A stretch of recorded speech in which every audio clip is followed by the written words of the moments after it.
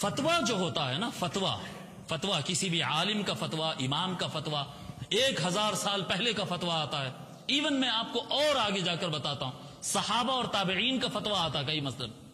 تو یہ جتنے فتوے ہوتے ہیں نا، یہ عقل انسانی سے نکلے ہوئے فتوے رہتے ہیں. یعنی یہ ہوتا ہے کہ فلاں بزرگ نے قرآن اور حدیث سے یہ سمجھا، فلاں بزرگ نے،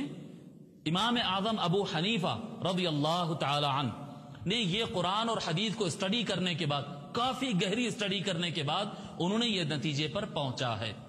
اب اس کو عام جو پبلک ہوتی ہے، عام لوگ جو اپنا وقت اسلامیات میں، اسٹڈیز میں، اسلامک اسٹڈیز میں، اسلامک لاء میں جو نہیں لگاتے ہیں، جو سو احادیث پڑھنے اور ہزاروں آیات پڑھنے کا ان کے پاس وقت نہیں ہوتا، جو مفسرین کو نہیں پڑھ سکتے، جو کلچرل نہیں پڑھ سکتے، جو یعنی اسلامک لٹریچر پڑھنے جن کے پاس وقت نہیں ہے، تاجر آدمی ہے، ڈرائیور آدمی ہے، ترکاری والا ہے، جی ملازم آدمی ہے، آئی ٹی کمپنی میں کام کرتا ہے، جن کے پاس وقت نہیں ہے، انہیں چاہیے کہ اپنا دماغ نہ لڑائیں، اعتماد کرے کسی اچھے محقق، امام اعظم ابو حنیفہ پر اعتماد کرے، امام مالک پر اعتماد کرے، امام شافعی پر، ایک بڑے امام جن کو دنیا مانتی ہو ان پر اعتماد کرے، ان کی بات سن کے عمل کر لے، کیونکہ وہ اس کا میدان نہیں ہے. اب رہی بات اہل علم کی،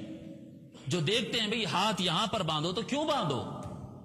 ہاتھ ناف کے نیچے باندھنا ہے. اب سوال پیدا ہوا کہ بھئی کیوں باندھوں میں ہاتھ یہاں پر؟ چلو اٹھاؤ بخاری شریف کھول کے دیکھو، مسلم شریف کھول کے دیکھو، طحاوی شریف کھول کے دیکھو، معانی الآثار کھولو، شرح معانی الآثار کھولو، ابن حجر عسقلانی نے کیا لکھا، علامہ بدر الدین عینی نے کیا لکھا. اب ٹیلی کرو دلائل کو. جو آدمی علم کے میدان میں اتر گیا، جو آدمی علم کے میدان میں اتر گیا، خود مولانا کہلاتا ہے، عالم کہلاتا ہے، حضرت کہلاتا ہے، جب اس فن کے میدان میں آ گیا تو وہ یہ نہیں کہہ سکتا ہے اختلاف کے وقت، جب اختلاف نہ ہو تو بھئی میں حنفی ہوں، میری اپنی بات بتا رہا ہوں، میں حنفی ہوں، میں امام اعظم ابو حنیفہ رضی اللہ تعالیٰ عنہ کا پکا مقلد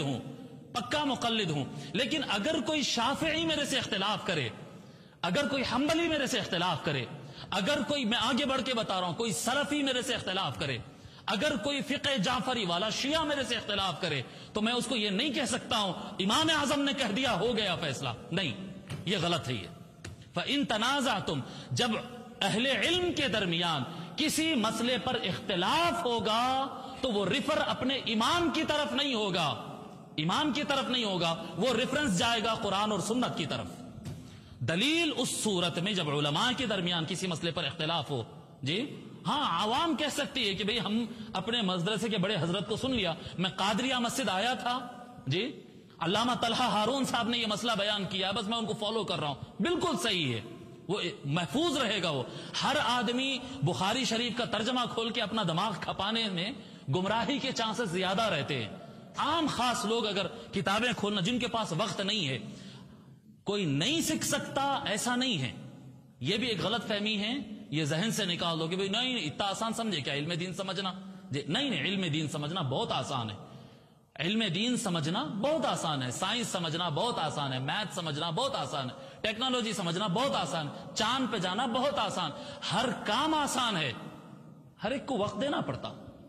آپ نکالو ایک 8 10 15 سال اپنے نکالو، اس پہ لگا دو، اس کے بعد دیکھو آپ بھی اڑیں گے اس میدان میں، آپ بھی اڑیں گے اس میدان میں. وہ جو چاند پہ پہنچ گئے وہ فرشتے نہیں تھے، وہ انسان ہی تھے. کوئی کام مشکل نہیں ہوتا، پر وقت دینا. ایک ایسا آدمی جو آئی ٹی کمپنی میں کام کرتا ہے، مارکیٹ میں کام کرتا ہے، کپڑا بیچتا ہے، کار بیچتا ہے، وہ بس دن میں کبھی ایک آدھ واٹس ایپ پر حدیث دیکھ لے، یا مارکیٹ سے ایک انگلش میں ایک ترجمہ مسلم شریف کا خرید لے اور کہے کہ میں حدیث میں پڑھ لیا، اس سے صرف گمراہی ملنے والی، گمراہی کے علاوہ کچھ نہیں ہے.